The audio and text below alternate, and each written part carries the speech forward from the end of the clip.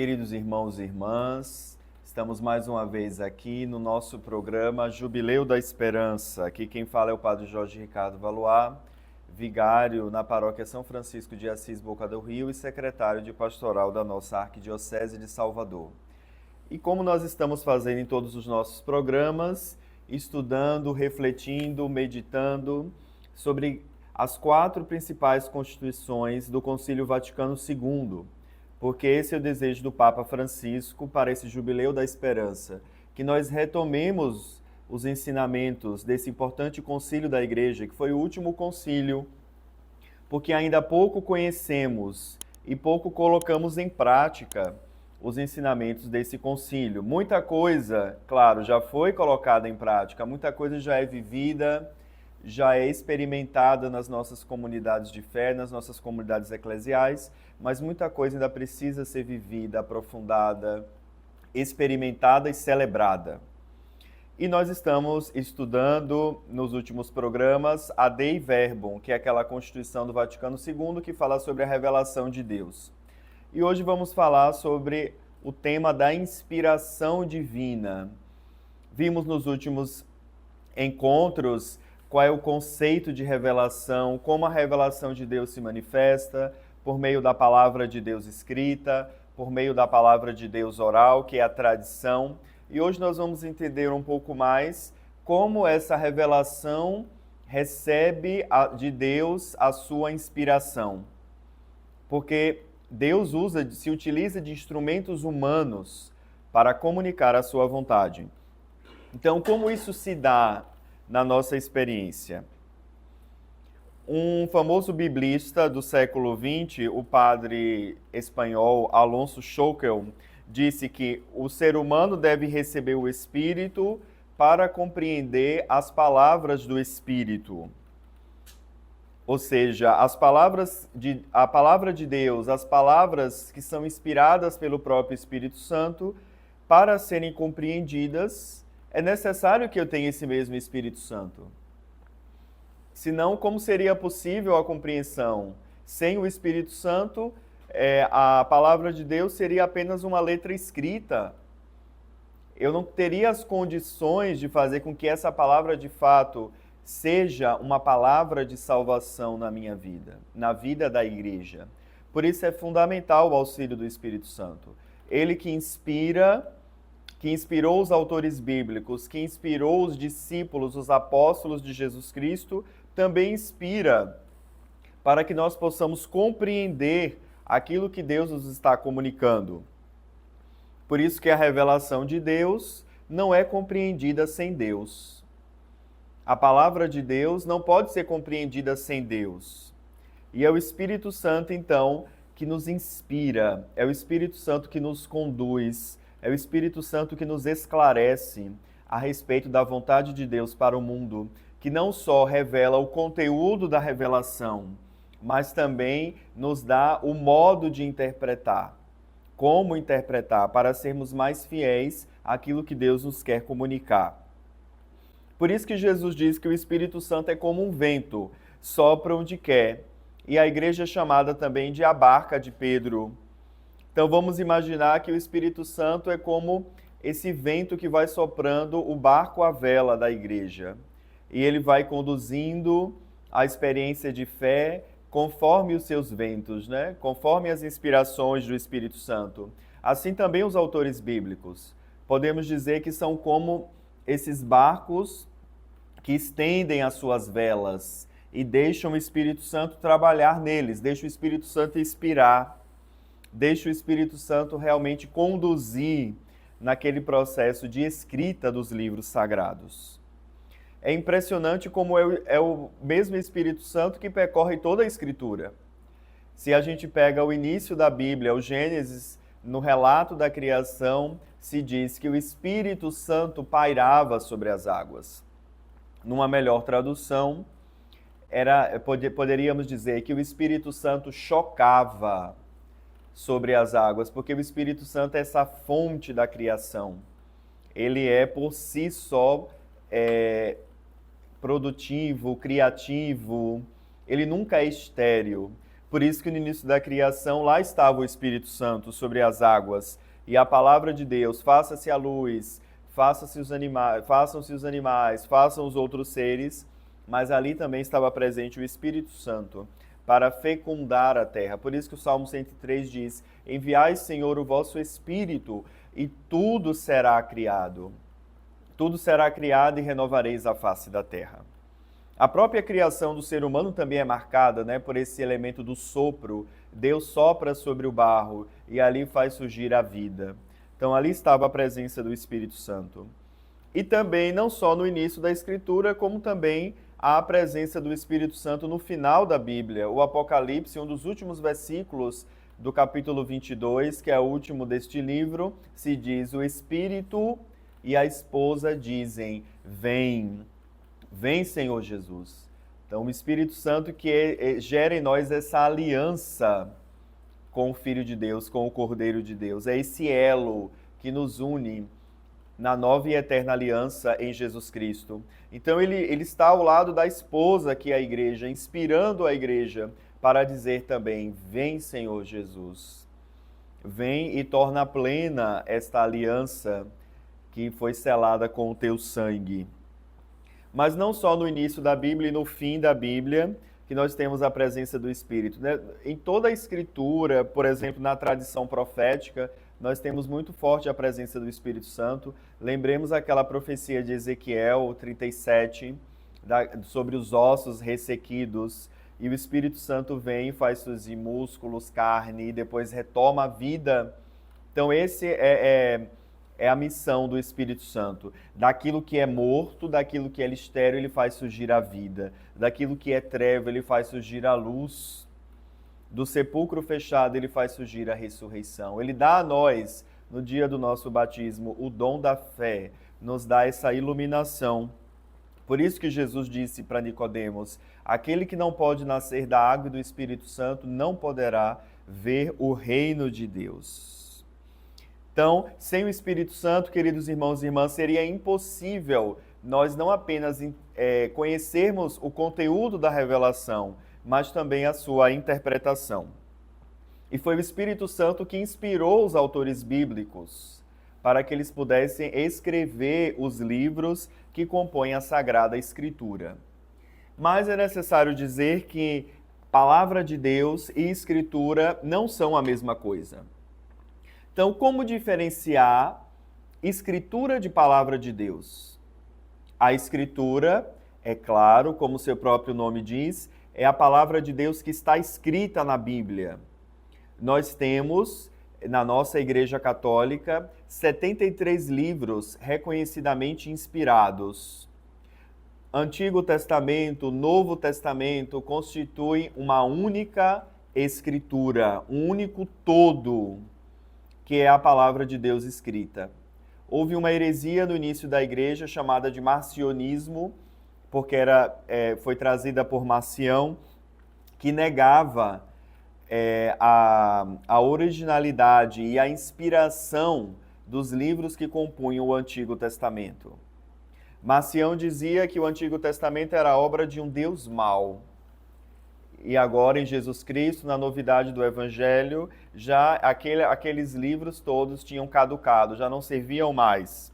Mas a igreja, na sua sabedoria, inspirada pelo Espírito Santo, rejeitou essa heresia de Marcião e proclamou que os dois testamentos, Antigo e Novo, são a palavra de Deus escrita, constitui o todo da palavra. Não devemos retirar o Antigo Testamento, porque ele também faz parte desse caminhar de Deus com a humanidade, na história da salvação. Então, como diferenciar a Escritura de palavra de Deus? A Escritura é o que está escrito, os 73 livros que compõem a Bíblia, e a palavra de Deus vai mais além do que está na palavra escrita. Porque a palavra de Deus, ela vem antes da Escritura, ela acompanha a Escritura e ela ultrapassa a Escritura. Como assim? Como podemos entender que a palavra de Deus ela vem antes da Escritura? Sabemos que antes do processo da escrita dos textos bíblicos, houve uma tradição oral. de geração em geração, sobre aquilo que é narrado, sobre aquilo que foi escrito na Bíblia. Então, por isso que dizemos que a palavra de Deus vem antes da Escritura, porque antes daquilo ser colocado por escrito, aquilo já era transmitido de geração em geração. O próprio acontecimento é uma palavra de Deus. A gente tem uma ideia que palavra é só letra, né? Mas a palavra de Deus na Escritura, na experiência de fé, é muito mais do que uma letra. A palavra de Deus é um acontecimento. Então, Deus entra na história, Deus caminha com o seu povo por meio de fatos concretos. E assim ali, naquele momento que estava acontecendo, por exemplo, a travessia do Mar Vermelho, e que o povo experimentou a graça da mão de Deus, abrir o Mar Vermelho para ele passar em pé enxuto enquanto afogou o faraó e suas tropas, o acontecimento em si já é uma palavra de Deus. Quantos anos depois aquilo foi escrito? Muito tempo depois. Mas já tinha sido transmitido antes de ser escrito de geração em geração. Por isso que mas ali já era a palavra de Deus. Por isso dizemos que ela precede a Escritura. Obviamente, a palavra de Deus acompanha a Escritura, porque tudo que está escrito, os 73 livros que compõem a nossa Bíblia, tudo aquilo é palavra de Deus. Então, a palavra de Deus acompanha a Escritura e a palavra de Deus vai além da Escritura. Por dois motivos. Primeiro, pela tradição apostólica. Nós vimos na semana passada, no último programa, toda a importância que tem essa tradição oral. Aquilo que foi passado de geração em geração. Nem tudo foi escrito, mas tudo foi transmitido. O essencial da nossa fé foi transmitido. Então, dizemos que a palavra de Deus ultrapassa a Escritura por conta da tradição, mas não somente por isso, porque a palavra de Deus também hoje, também no nosso hoje, tem a sua atualidade. Também no nosso hoje, na nossa experiência dos cristãos do mundo de hoje, desta geração, aquela palavra se cumpre. Não é uma palavra morta de algo que foi escrito 2000 anos atrás, 3000 anos atrás e pronto. Não, essa palavra ganha vida hoje. Por isso, a diferença entre Escritura e Palavra de Deus. A palavra de Deus que vem antes da Escritura, acompanha a Escritura e ultrapassa a Escritura. E como nós devemos acolher essa palavra de Deus? Sobretudo com o espírito de profecia. O que é essa profecia? Não é adivinhar o futuro, como muitos acham. Profecia é ser inspirado por Deus, receber uma comunicação de Deus. Já que a palavra é de Deus, para que essa palavra tenha eficácia na minha vida, para que eu possa compreendê-la, eu preciso também receber uma inspiração de Deus. Para que, de fato, a Escritura seja o meu alimento cotidiano, eu preciso desse carisma da profecia. Para passar da exterioridade do texto escrito para a interioridade da experiência de Deus. Assim, de fato, a Bíblia não será um mero escrito na minha vida, na vida da igreja, mas será, de fato, a palavra de Deus. Paulo nos ensina que a lei da letra mata, mas a lei do Espírito é que dá a vida. Não se trata de uma oposição da lei de Moisés, ou da nomos, se a gente fosse dizer em grego, mas uma oposição da letra. A palavra em grego para a letra é grama. Então, não é oposição à lei de Deus, mas oposição à letra, ou seja, ao texto frio.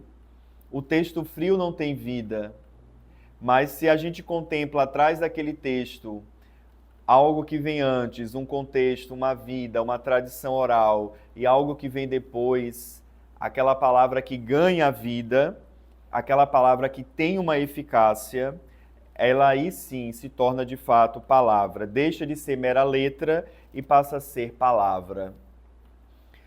Faz todo sentido Paulo dizer isso já no contexto do Novo Testamento, da Nova Aliança, porque na Nova Aliança em Jesus Cristo se cumpre para nós a palavra do profeta Jeremias, que dizia que haverá um tempo em que a lei de Deus não mais estará escrita em tábuas de pedra, como foi a primeira aliança no Monte Sinai, onde Deus transmite a tábua dos 10 mandamentos, o código da aliança para Moisés. Mas diz o profeta Jeremias que no Novo Testamento, na nova aliança em Jesus Cristo, essa palavra de Deus estará escrita nos corações dos seres humanos, nos corações dos cristãos.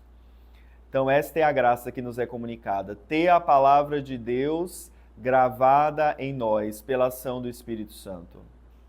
De modo que, ao lermos a palavra de Deus, ao contemplarmos os textos sagrados, ao de fato meditarmos, rezarmos nele, nós podemos contemplar também ali a nossa vida.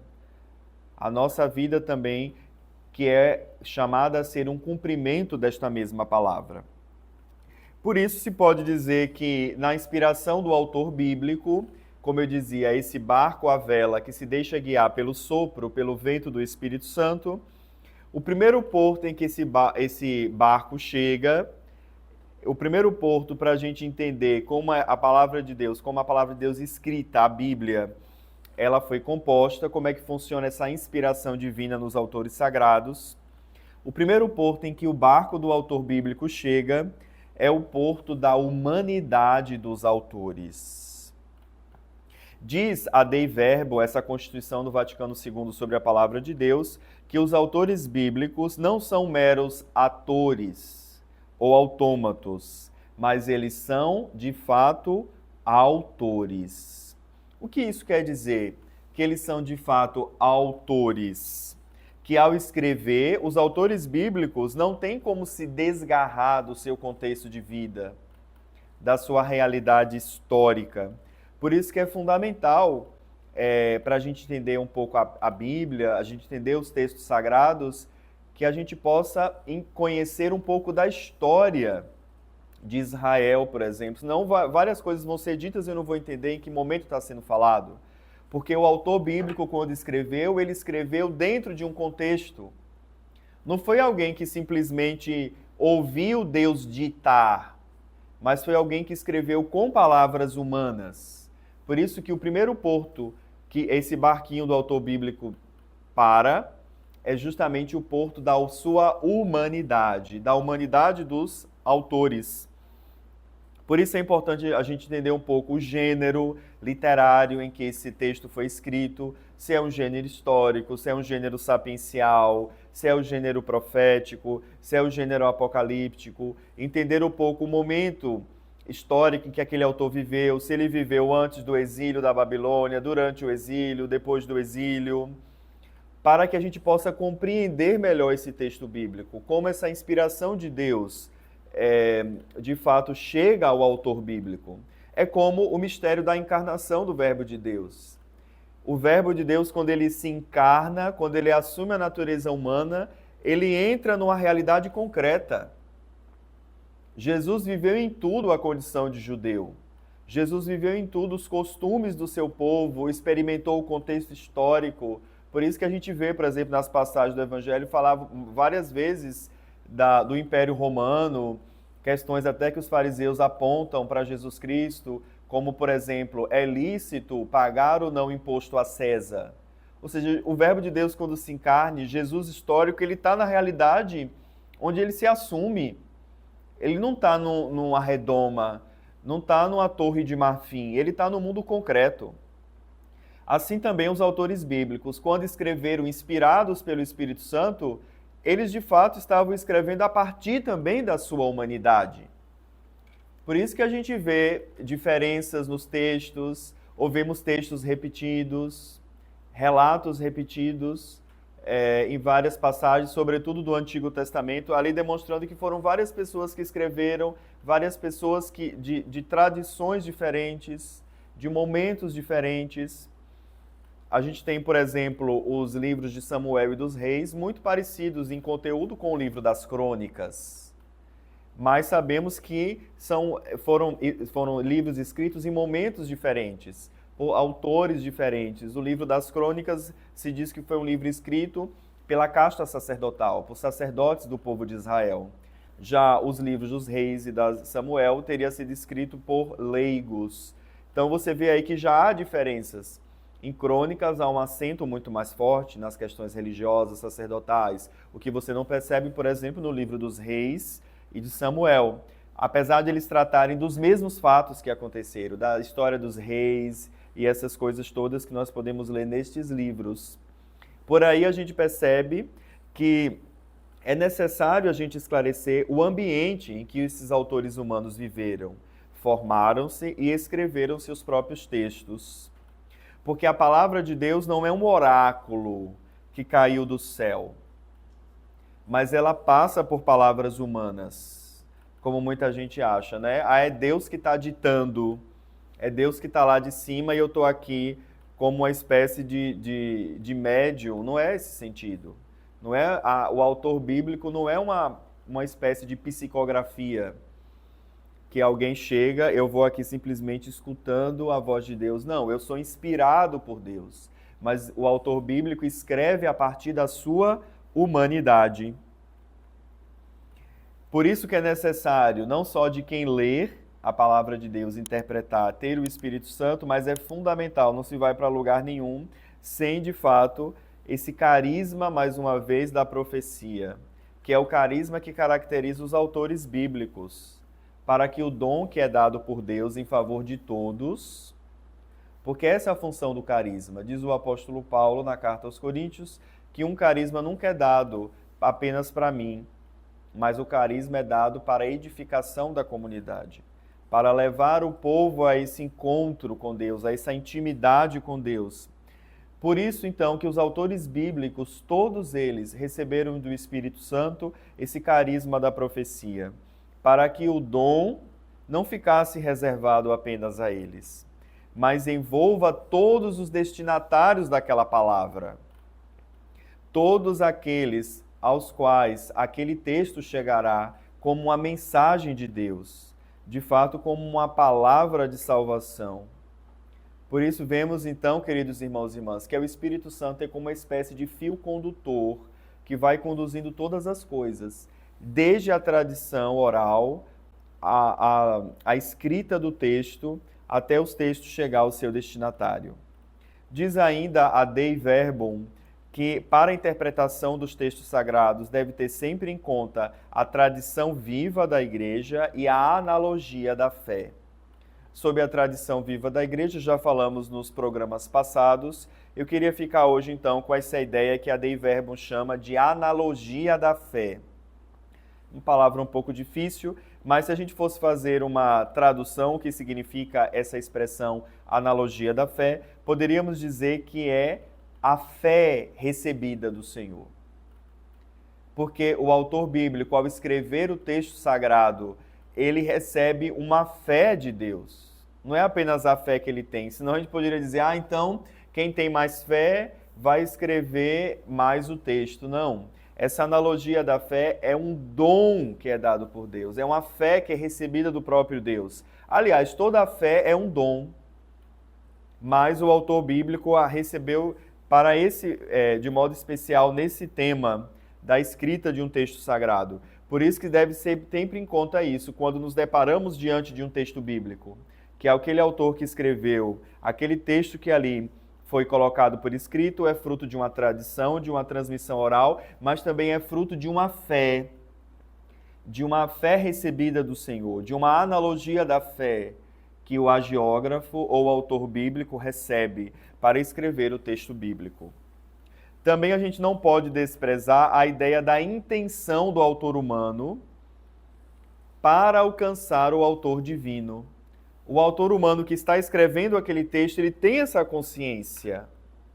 Ele não fica numa espécie de transe para escrever o texto bíblico. Ele está na sua plena consciência. Por isso ele tem uma intenção de escrever aquele texto. Uma intenção sabendo que aquele texto é a palavra de Deus, que ele está escrevendo a palavra de Deus, que ele está escrevendo algo que é inspirado por Deus. Então essa é a intenção daquele que escreve. Aliás, ninguém escreve sem uma intenção, né? Se eu, por exemplo, escrevo um bilhete para eu me lembrar de algo, quando eu escrevo aquilo, qual é a minha intenção? Me lembrar daquilo que eu estou escrevendo. Ou então, se eu estou numa aula e anoto as anotações, faço um resumo por escrito daquilo que o professor fala, minha intenção é guardar aquilo que o professor está me explicando, guardar uma síntese da aula. Assim também o autor bíblico, quando ele escreve, ele tem a intenção de escrever um texto inspirado pelo próprio autor divino. Por isso é muito interessante essa comunhão que existe entre Deus e o autor bíblico. Senão não seria possível, né? Escrita de nada. Assim, todo autor bíblico tem nessa amizade com Deus, nessa união com Deus, o fundamento da sua escrita.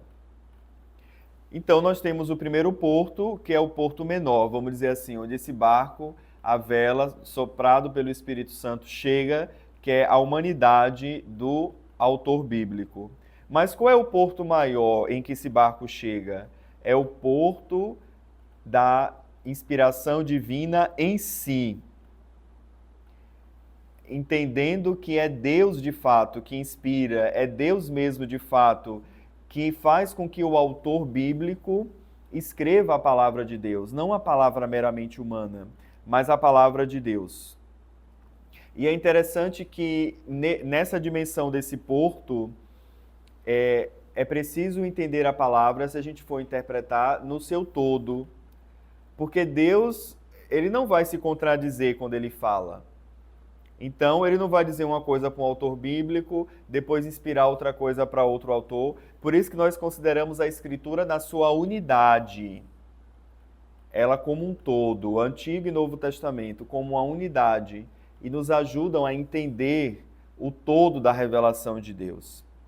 Por isso que há algumas coordenadas, ou seja, alguns temas principais que cruzam toda a Escritura, que cruzam os dois testamentos e que são fundamentais para a gente entender, para a gente interpretar a palavra de Deus. Por exemplo, o tema da aliança é fundamental para a gente entender a Escritura. Primeira aliança, segunda aliança, aliança com Moisés, aliança depois com Jesus Cristo. O tema do Messias é outra coordenada importante, porque o que é o Antigo Testamento? Esperando o Messias. O que é o Novo? A vinda do Messias. As promessas de Deus, a fidelidade de Deus ao fazer a aliança, ao entrar em relação com as pessoas, com Abraão, com os profetas, com a Virgem Maria, com os apóstolos. Então, são temas que perpassam toda a Escritura, são coordenadas que nos ajudam a entender a toda a Escritura. Outro tema importante é a descendência de Abraão. Primeiro, o Antigo Testamento, a descendência segundo a carne. Novo Testamento, a descendência de Abraão segundo o Espírito. Porque agora nós, pela fé, também somos descendentes espiritualmente de Abraão. Outro tema é o culto com o templo. A importância do templo de Jerusalém, o lugar do encontro de Deus, da manifestação de Deus ao povo. O lugar onde o povo oferecia os seus sacrifícios para entrar nessa relação com Deus. Mas agora no Novo Testamento, não mais um templo físico, mas um templo espiritual, que é o próprio Jesus Cristo. Então veja que há temas que perpassam toda a Escritura, que nos ajudam a entendê-la como um todo, como esse fio condutor, né, que vamos levando. Então é fundamental, quando a gente se depara com o texto bíblico, na interpretação do texto bíblico, levar em conta o todo. Levar em conta, de fato, a unidade que existe em torno da Escritura. Por último, para a gente encerrar o nosso programa de hoje, é necessário a gente falar sobre a palavra escrita e a palavra em evento, a palavra encarnada, a palavra acontecida, podemos dizer assim. No grego nós temos duas palavras para dizer isso. A palavra meramente escrita poderíamos chamar de logos. E a palavra atualizada, a palavra realizada, chamamos de rema. Então, quando a palavra de Deus ela se encarna na nossa vida, quando ela se cumpre, podemos dizer, por exemplo, que Jesus Cristo é um grande rema de todo o Antigo Testamento, porque ele contém em si, na sua vida, na sua missão, na sua mensagem, o cumprimento de todo o Antigo Testamento. E nós também, quando essa palavra de Deus ela entra na nossa vida, quando nós também cumprimos essa palavra, ela se torna para nós um rema. Então, o convite que a igreja nos faz não deixemos que a palavra seja só um logos, seja só algo escrito, teórico, mas façamos dessa palavra, pela ação do Espírito Santo, um rema. Deixemos que, de fato, essa palavra se torne carne na nossa vida, se torne história na nossa vida. Então, nós aqui paramos o nosso programa, falando ainda sobre a inspiração. Retornamos na próxima semana, continuando ainda esse importante tema da inspiração. Até o próximo programa, Jubileu da Esperança. Deus abençoe.